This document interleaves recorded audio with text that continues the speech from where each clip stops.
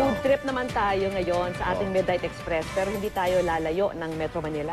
Ang tanong, eto. Ano ang putahing ito? Nakahawig daw ng ating tradisyonal na sinigang, pero may kakaibang asim at anghang. Narito na po ang Midnight Express ni Mikel Dael. Ito na naman po, babiyahe ulit ang Midnight Express at ngayong gabi, pupunta tayo sa Thailand, dito sa Marikina. Ito, Krung Thai in Marikina. Subukan natin.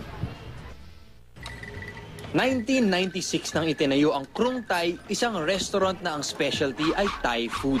Saan ka pa? Panlasang Thailand sa puso ng Marikina Public Market. Origin namin talaga ng from Thailand. Saka hindi mo masyadong mahal presyo namin. Start from 99 pesos hanggang 300 peso lang pang Pinoy price na.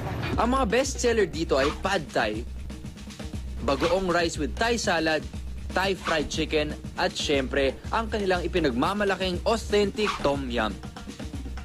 Ang mga sangkap, lemongrass, wansui o coriander, kaffir lime, galangal, mushroom, sibuyas, asukal, sile, chili paste, patis, fresh milk at hipon. Simple lang pagluluto. Kung ihahambing sa ating pagkain, para lang itong sinigang. Ang pagkakaiba lang, iba ang kanilang pampaasim. Kung sa atin sampalok, bayabas, kamatis ang ginagamit, sa mga Thai, mas at home sila sa Thai herbs tulad ng kaffir lime at wansui.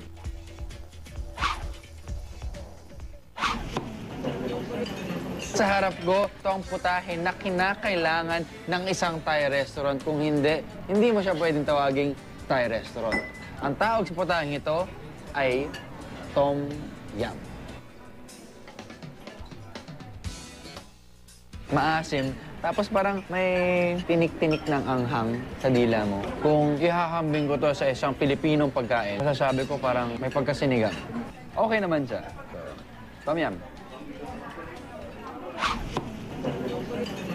Ang Tom Yum ay isang matandang putahe ng Thailand at itinuturing rin nila itong anti-cancer soup dahil sa herbs. Kumpara sa mga kapitbahay nating mga Thai, ang pagkain nila ay kakaibang anghang. Kaya kung handa na kayong tumikim ng totoong Thai food, ihanda nyo ng extra t-shirts niyo dahil sigurado akong papawisan kayo. Ako po si Mikel Daes. This is Midnight Express. Ingat!